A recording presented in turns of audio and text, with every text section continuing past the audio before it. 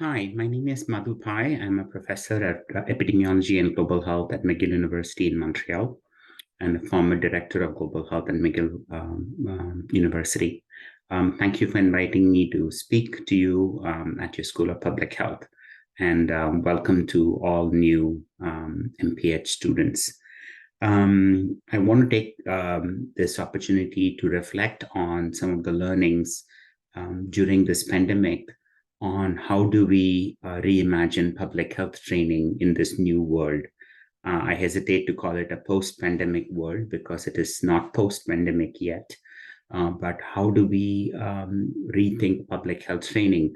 I think the public health training that I had 25 years ago, I don't think I learned some of the things that I have been using now during this crisis. And I think it's good to kind of reflect. And I have 10 skills that I think all public health trainees must pick up today in this new era that we are living in, where pandemics and climate crisis and many other global challenging events are unfolding. So the first skill or attitude that I think all of you need to pick up, and everybody needs to pick up, honestly, is to have a global mindset and to practice global citizenship. And why is that? I think we've already seen that pandemics cannot be ended by any one country. What happens in one country will impact another country very quickly, that we are in a highly globalized, interconnected world. And therefore, purely nationalistic approaches will always fail when you have crises that span the entire world. Climate crisis is another example where unless all countries work together to reduce carbon emissions, we're going to be in deep trouble in the coming years. So the global mindset allows you to work domestically, but you should always be worried about what's happening in other parts of the world. And when necessary, be willing to put up your hand and contribute to global efforts as well. So that's the first thing that you need to have, an attitude which supports you to think like a global citizen. Secondly, I think all of you must learn about political power and understand how politics and economics have a massive influence on health. Every aspect of health, I would argue, is political. And we've seen that during this pandemic. How countries responded to COVID was deeply ingrained in politics. And whether that's the United States, whether it's India, whether it's Brazil, it doesn't matter. But geopolitics has a massive influence on health. Even a decision on how much money to spend per capita GDP investment in health is a deeply political decision.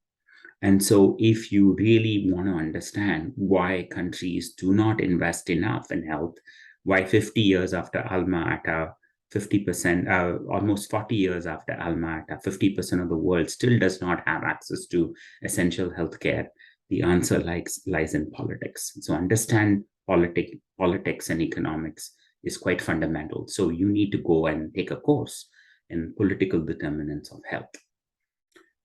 Thirdly, equity must be a center focus on everything that we do in public health.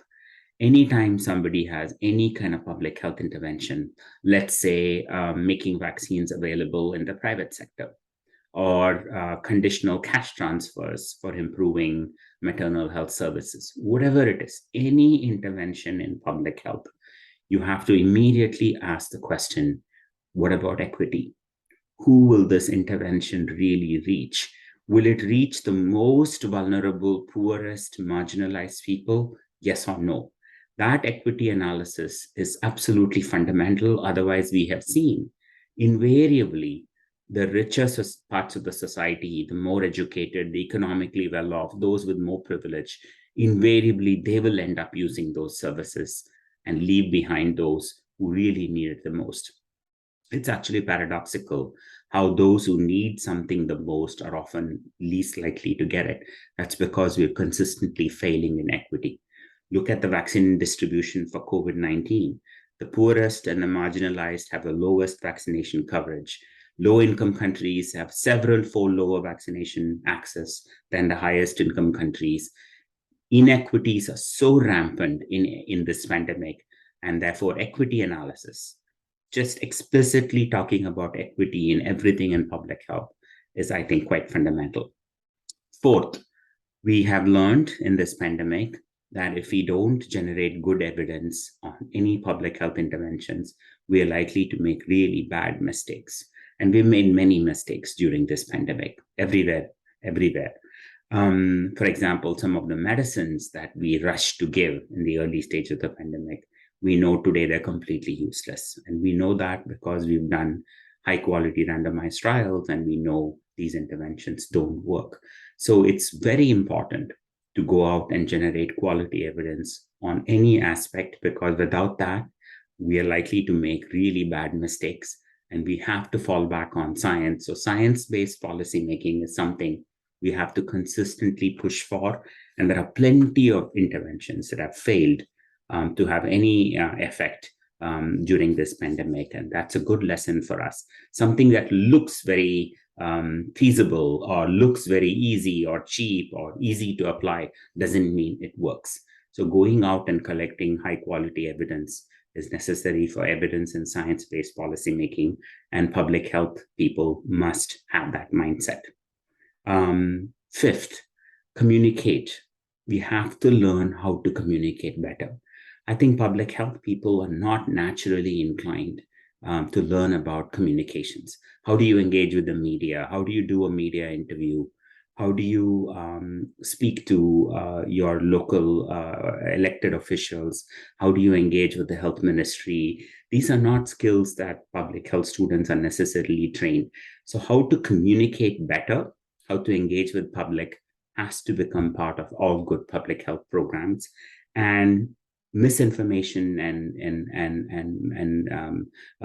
incorrect information and fake news is a very, very powerful force today in the world.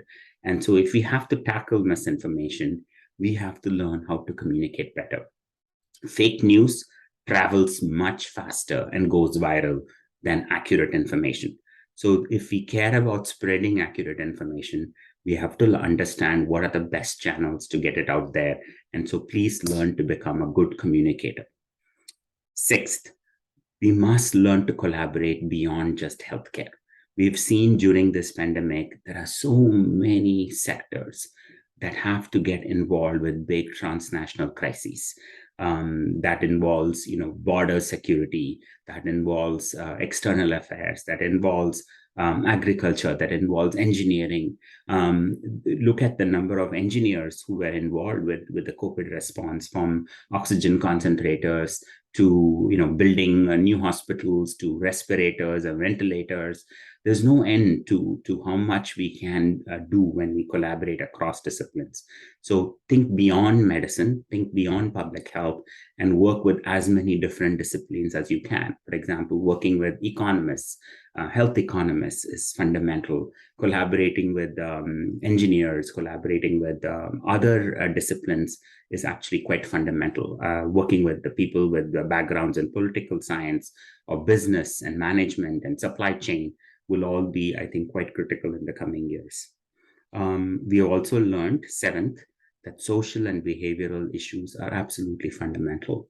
Whether it's people's behavior in terms of vaccines, vaccine hesitancy, masking, who accepts a health service or not, who's likely to complete treatment or not, all of this has a lot to do with social, behavioral, and anthropological sciences, and learning from them is actually quite fundamental. So please go and take a course in social and behavioral health, in qualitative research, in ethnographic and anthropological research. It's quite eye-opening to know how these things work out in the real life. And number 8, please get out of your schools or public health buildings. It's very comfortable to sit in those high-rise buildings, but not engage with the communities. Engaging with communities is fundamental for us, all of us in public health.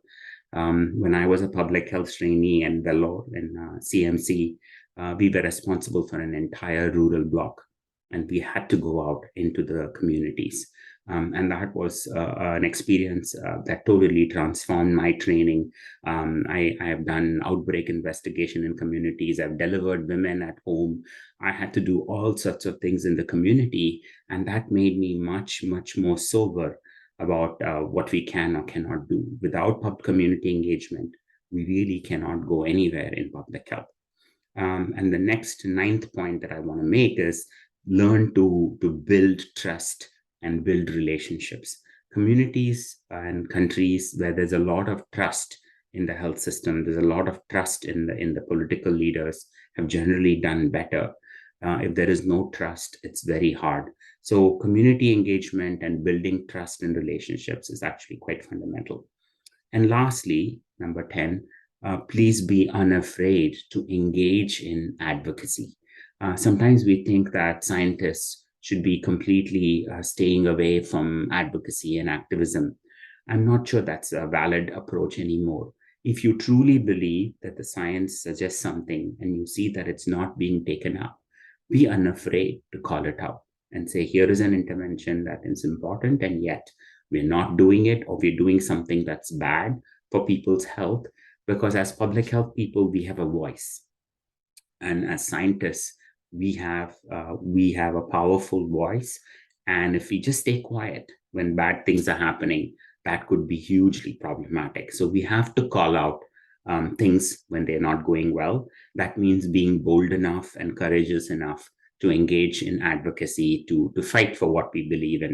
If we want to fight for equity and social justice, sometimes we have to take a risk and be out there and make our voices known.